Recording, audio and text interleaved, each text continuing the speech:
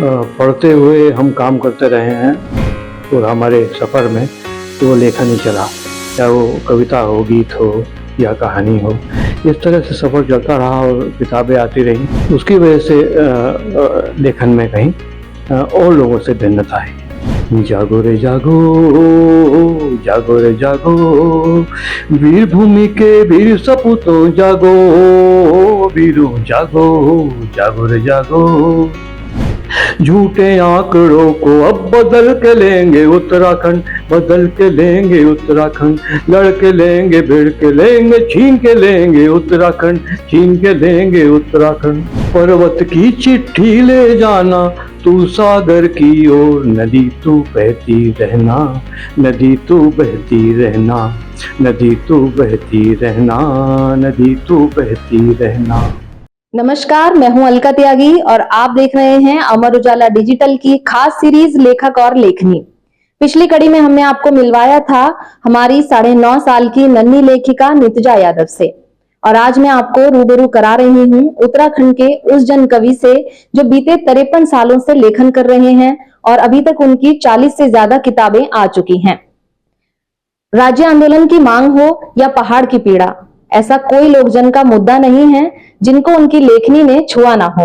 जी हाँ, मैं बात कर रही हूँ वरिष्ठ साहित्यकार और कवि डॉक्टर अतुल शर्मा की। सर, बहुत बहुत स्वागत है आपका हमारे इस खास कार्यक्रम में। धन्यवाद, बहुत बहुत धन्यवाद। सर, आप लगभग 53 वर्षों से इस लेखन की दुनिया में सक्रिय रहे हैं, तो इस यात्रा को आप कैसे देखते हैं? हाँ, पता नहीं चला 53 साल हो गए। पहली जो मेरी कविता छपी वो मेरा ख्याल से 71 में छपी। तब विरह नदी में झील बन गई थी और वो टूटी थी बहुत, उसमें बहुत आहत हुए थे लोग। तो पहली कविता वहाँ से हुई और परिपूर्णानंद पैनुली की एक पत्रिका और अखबार निकलता था हिमानी, उसमें वो छपी, मुझे याद आता है। और वहाँ से फिर क्रम शुरू हुआ और शुरू में तो लिखना ही रहा, लेकिन धीरे धीरे पता चला कि लिखना जो है वो शौक़ नहीं है, वो एक ज़रूरी काम है। और पढ़ते हुए हम काम करते रहे हैं और काम करते पढ़ते रहे हैं, लेकिन लगातार जो साथ साथ चला है पूरा हमारे सफ़र में, तो वो लेखन ही चला, चाहे वो कविता हो, गीत हो या कहानी हो। इस तरह से सफ़र चलता रहा और किताबें आती रहीं और किताबों में भी लिखा और पढ़ा, बहुत बहुत पढ़ा लोगों को, लोगों का साहित्य पढ़ा।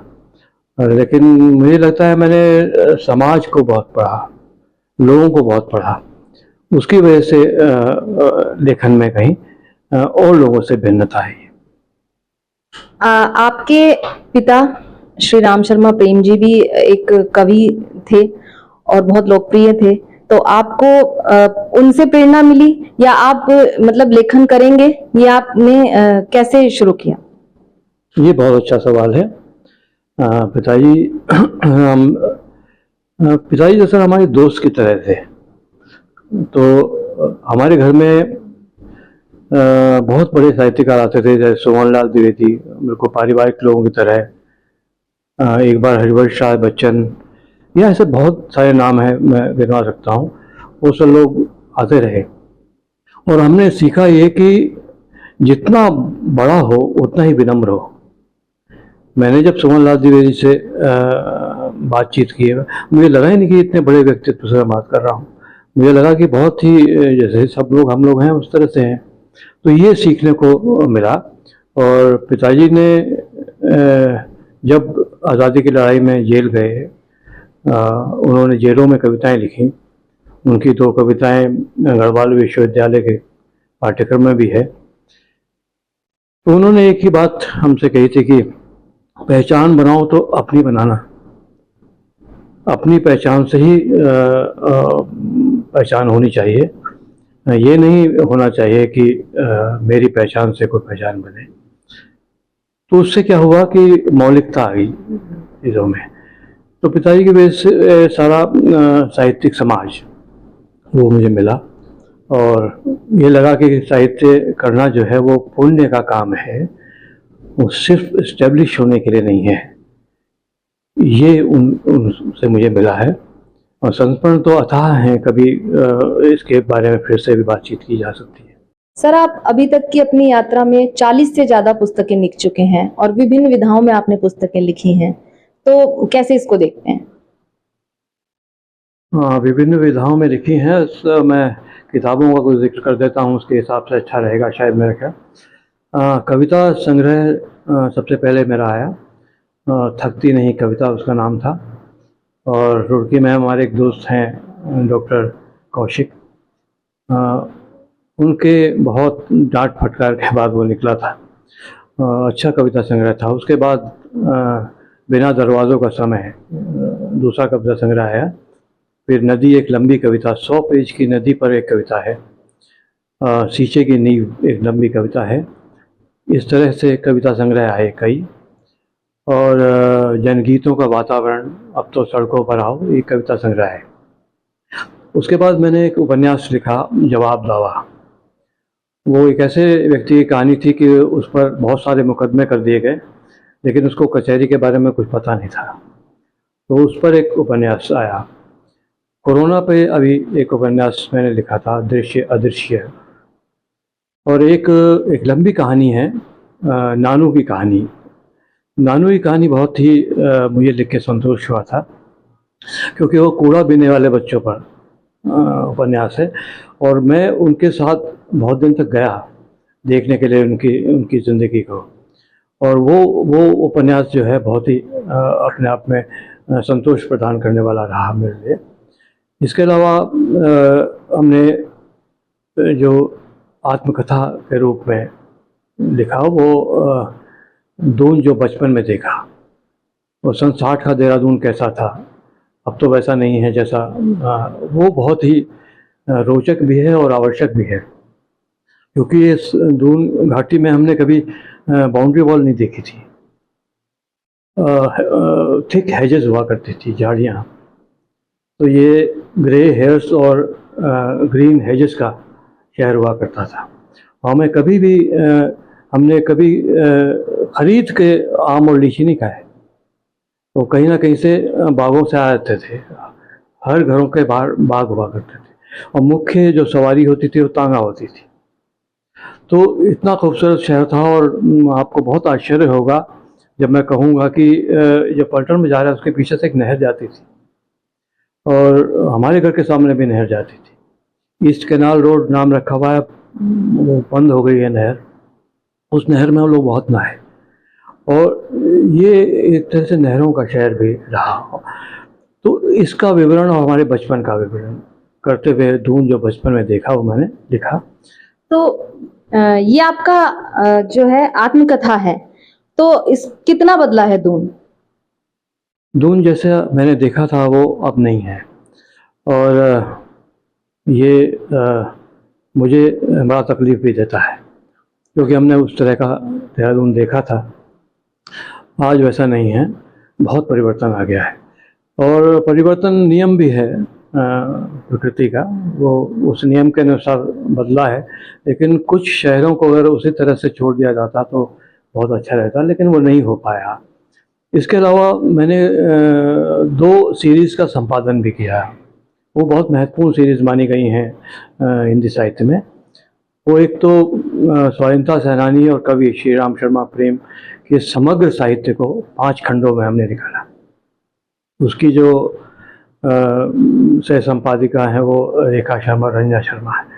देश भर के जो साहित्यकार जो पिताजी के साथ रहे, उन सबके संस्मरण है इसमें, पिताजी का सारा साहित्य है उसमें, वो हमने निकाला। और एक दूसरी बहुत मनोरंजक सीरीज हमने निकाली, वाह रे बचपन।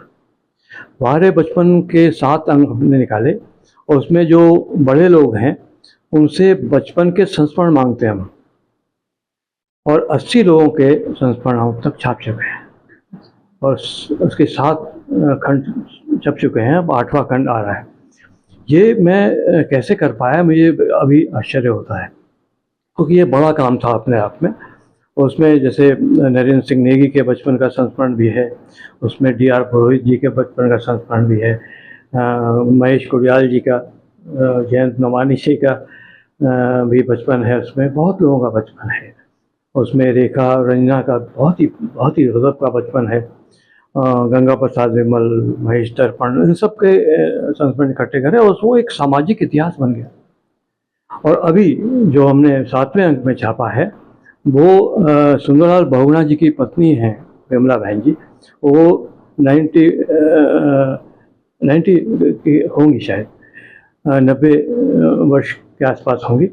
उन्होंने अपने हाथ से लिख के 25 पेज भेज दिए हमें बचपन के। राधा बहन ने बचपन भेज। तो ये अपने आप में एक बड़ा काम माना जा रहा है हिंदी साहित्य में। और इसके साथ साथ रंग कर्म से हम जुड़े रहे हैं। मेरी एक किताब भी आई है 19 नाटक, और नुक्कड़ नाटकों की एक किताब आई है क्या नदी भीगी, और नुक्कड़ नाटकों की वर्कशॉप भी हम लोग करते हैं थिएटर इन एजुकेशन के नाम से।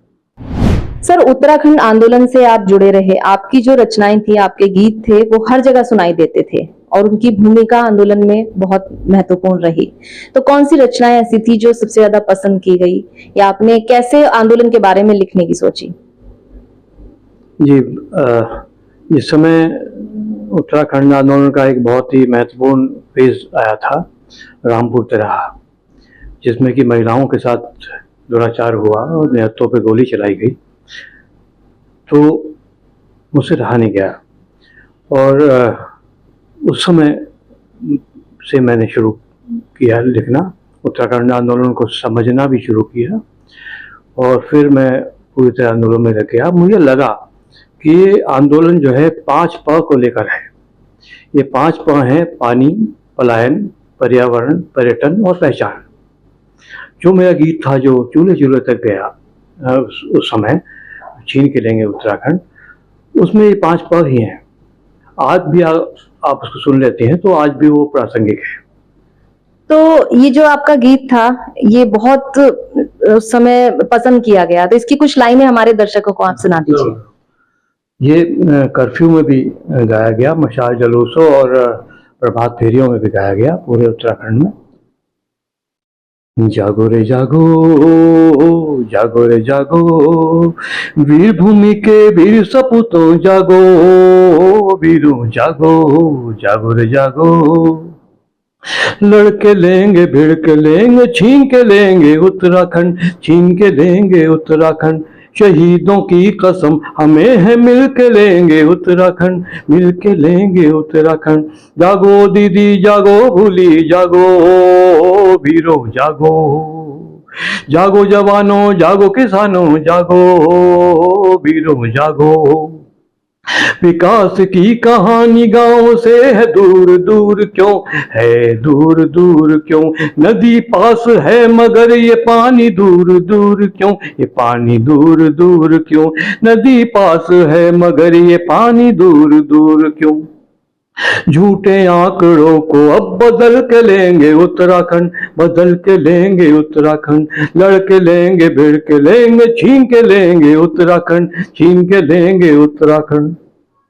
एक दिन नई सुबह उगेगी यहाँ देखना, उगेगी यहाँ देखना। दर्द भरी रात भी कटेगी यहाँ देखना, कटेगी यहाँ देखना। दर्द भरी रात भी कटेगी यहाँ देखना। जीत के रुमाल को हिला के लेंगे उत्तराखंड, हिला के लेंगे उत्तराखंड। लड़ के लेंगे, भिड़ के लेंगे, छीन के लेंगे उत्तराखंड, छीन के लेंगे उत्तराखंड। शहीदों की कसम हमें है, मिल के लेंगे उत्तराखंड, मिल के लेंगे उत्तराखंड।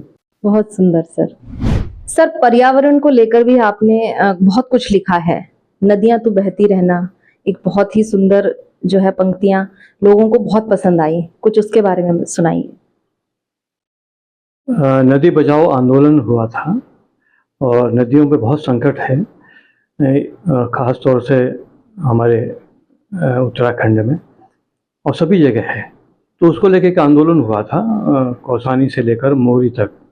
उत्तरकाशी में रहकर हमने एक सांस्कृतिक मोर्चा बनाया था और बहुत सारे लोग उसमें जुड़े। उसमें जो 2 गीत हमने लिखे वो उनमें से एक था नदी तू बहती रहना, जो कि देश भर में आज गाया जा रहा है। और मेरा पाटकर जो हैं उन्होंने जब आई यहाँ तो उन्होंने कहा ये तो हमारा प्रमुख गीतों में से एक है, वहाँ भी वो गाया जा रहा है। उसकी कुछ पंक्तियाँ आपको सुना देता हूँ। पर्वत की चिट्ठी ले जाना तू सागर की ओर, नदी तू बहती रहना, नदी तू बहती रहना, नदी तू बहती रहना, नदी तू बहती रहना। एक दिन मेरे गांव में आना बहुत उदासी है, सबकी प्यास बुझाने वाली तू खुद प्यासी है। तेरी प्यास बुझा सकते हैं, हम में है वो जोर, नदी तू बहती रहना, नदी तू बहती रहना। पर्वत की चिट्ठी ले जाना तू सागर की ओर, नदी तू बहती रहना, नदी तू बहती रहना। तू ही मंदिर, तू ही मस्जिद, तू ही पंच प्रयाग, तू ही सीढ़ीदार खेत है, तू ही रोटी आग। तुझे बेचने आए हैं ये पूंजी के चोर, नदी तू बहती रहना, नदी तू बहती रहना। पर्वत की चिट्ठी ले जाना तू सागर की ओर, नदी तू बहती रहना, नदी तू बहती रहना। सर, लेखन और अध्ययन दोनों एक दूसरे के पूरक हैं, तो पुराने समय में और अब के समय में कितना फर्क आया है? बहुत फर्क आया है। लगातार ये कहा जा रहा है कि पढ़ने की आदत कम हो गई है, क्योंकि उसके साथ विजुअल आ गए हैं। आपको पढ़ने से ज़्यादा विजुअल सामने आ गए हैं, और ऑडियो आ गए हैं, आपके ई बुक्स आ गई हैं, तो इससे पढ़ने की आदत जो है कम हो गई है। लेकिन मुझे ऐसा लगता है कि पढ़ने की आदत बहुत ज़रूरी है। वो इसलिए ज़रूरी है क्योंकि जब हम पढ़ते हैं तो हमारा विजुअल खुद बनता है। हम जब प्रेमचंद की कहानी पढ़ते हैं तो प्रेमचंद की ईदगाह पढ़ते हैं तो ईदगाह का पूरा एक कैनवास हमारे सामने आ जाता है। तो वो बहुत ज़रूरी है आना। उससे क्या होता है कि कल्पनाशीलता बढ़ती है। आज ये हो रहा है कि बहुत चीज़ें इंस्टेंट हमें मिल जा रही हैं, उसका लाभ भी हुआ है, बहुत लाभ हुआ है, लेकिन उसमें एक चीज़ की कमी हो गई है कि आपके अंदर की जो कल्पनाशीलता है वो कम हो गई है। आप इमेजिन नहीं कर पा रहे हैं चीज़ों को अपने आपको करी कराई मिल जा रही है। तो एक पक्ष बहुत कम हो रहा है। एक समय था कि जब हमारे ग्रंथ स्मृतियों में चलते थे, मतलब स्मृतियों में कह दिए गए, वो लिखित भी नहीं होते थे, और पीढ़ी दर पीढ़ी स्मृतियों में चलते थे। उसके बाद छापा खाना आया, प्रेस आई, किताब छपने लगी। अब जो है आपके पास एक नया संसार आ गया है, गूगल आ गया है, और चीज़ें आ गई हैं। तो इसमें साहित्य और तकनीक एक साथ मिलकर चले, अगर एक दूसरे के पूरक होकर चले, तो मुझे लगता है कि बहुत आवश्यक होगा। क्योंकि जब आप लिखते हैं और किताबें लिखते हैं तो आप लिखते ही हैं ना, वो तो कोई मशीन नहीं करती, वो तो इंसान ही करता है। और कंप्यूटर भी जो बनाया वो भी इंसान ने बनाया। तो वो जो कल्पनाशीलता है वो बनी रहनी चाहिए। पढ़ने की आदत अगर कम हुई है तो कम नहीं होनी चाहिए, लेकिन तकनीक जिस स्थिति में आगे जा रही है वो भी आगे चलती रहनी चाहिए। दोनों में सामंजस्य स्थापित करके एक आधुनिक समाज की रचना हो सकती है जो कि परंपरा से जुड़ी रहे। आपने नाटक भी कई लिखे हैं, रंगकर्म से भी आप जुड़े रहे हैं, तो उसके बारे में कुछ बताइए। यह नाटकों की शुरुआत मेरी रेडियो नाटकों से हुई। 19 रेडियो नाटक एक किताब भी मेरी आई है, उसमें मेरे ख्याल से 34 तो झलकियाँ ही हैं। लेकिन इसके अलावा जो नुक्कड़ नाटक या मंच पे नाटक किए वो बहुत ही मीनिंगफुल रहे हैं और बहुत खेले गए हैं। लेकिन इसके साथ साथ मैंने रंग गीत भी लिखे। रंग गीत का मतलब होता है नाटकों में जो गीत लिखे जा रहे हैं। तो इसमें नेशनल स्कूल ऑफ ड्रामा के हमारे साथी एक हैं स्वर्ण रावत जी, उन्होंने एक नाटक की परिकल्पना की और वो रस्किन बॉन्ड की कहानी पर आधारित था, नीली छतरी। तो उसमें उन्होंने कहा कि सारे गीत अतुल भाई आपको लिखने हैं। तो वो सारे गीत मैंने लिखे उसके, और वो गीत जो हैं दिल्ली में उनका शो हुआ बहुत अच्छा और बहुत पसंद किए गए, NSD में ही किया गया। उसकी 2-4 लाइनें सुना दूँ आप कहें तो, रंग गीत की जो नाटकों में शुरू था। बर्फ से भीगी हवा बहने लगी, पाँव से पगडंडियां कहने लगी। बर्फ से भीगी हवा बहने लगी, पाँव से पगडंडियां कहने लगी। बीते समय की आँच तापे आप हम, बीते समय की आँच तापे आप हम, शब्द के घर चुप्पियाँ रहने लगी, बर्फ से भीगी हवा। तो इस तरह के गीत जो होते हैं वो नाटकों में संवाद की तरह होते हैं, तो वो लिखना मुझे बहुत अच्छा लगता है, वो मैंने लिखे। बहुत ही खूबसूरत सर। अब आने वाली भी आपकी कुछ किताबें हैं या कुछ रचनाएं, तो उनके बारे में बताइए सर।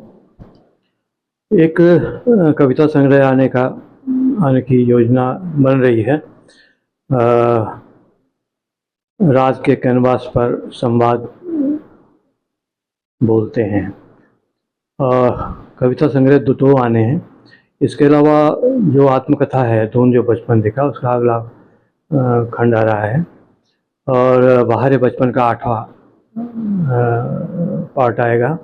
इसके अलावा एक उपन्यास लिख रहा हूँ आजकल, वो बहुत जल्दी आएगा। जहाँ जहाँ मैं रहा उसके आसपास के क्या वातावरण रहा, उसको लेकर एक बड़ा उपन्यास मेरा चल रहा है, उसको आजकल लिख रहा हूँ। वो आएगी कृति। बहुत से युवा हैं जो लेखन की दुनिया में अपना करियर बनाना चाहते हैं, उनके लिए कुछ संदेश। युवाओं को यही संदेश हो सकता है कि वो अधिक से अधिक पढ़ें, और सबसे बड़ी बात तो है खुद को पढ़ें, लोगों को भी पढ़ें, लोगों में जाएं। समाज से नहीं जुड़ेंगे तो उनका जीना कुछ अधूरा हो जाएगा। पढ़ें खूब और खूब लिखें, और मुझे अपना दोस्त बनाएं। इसलिए कह रहा हूँ क्योंकि उनके पास से एक बहुत बड़ा संसार है, नया संसार है, उससे मैं परिचित होना चाहता हूँ। मैं अक्सर युवाओं से ये कहता हूँ जब मैं वर्कशॉप्स में जाता हूँ कि आपसे मैं सीखने आया हूँ, क्योंकि उनके पास एक नई दुनिया है, हमें उससे सीखना चाहिए, और जो हमारे पास अनुभव है वो शेयर करने चाहिए। तो युवाओं से मैं कहना चाहता हूँ खूब पढ़ें, और जितना भी हो सकता है जो आपके पास है वो बांटें। खूब पढ़ें, खूब लिखें, अपनी फील्ड में बहुत आगे जाएं, पर वो दुनिया लोगों के साथ बांटे भी। तो डॉक्टर शर्मा की किताबें आपको केवल जन सरोकारों से ही नहीं जोड़ती, बल्कि समाज को एक नई दिशा देने का भी काम कर रही है। तो आपसे जल्द ही हम अगली कड़ी में मिलते हैं, और ऐसे ही और वीडियोस के लिए आप जुड़े रहिए amarujala.com के साथ। अगर आप ये वीडियो YouTube पर देख रहे हैं तो हमारे चैनल को सब्सक्राइब करें और बेल आइकन को दबाना ना भूलें। अगर आप Facebook पर ये वीडियो देख रहे हैं तो हमारे पेज को लाइक करें।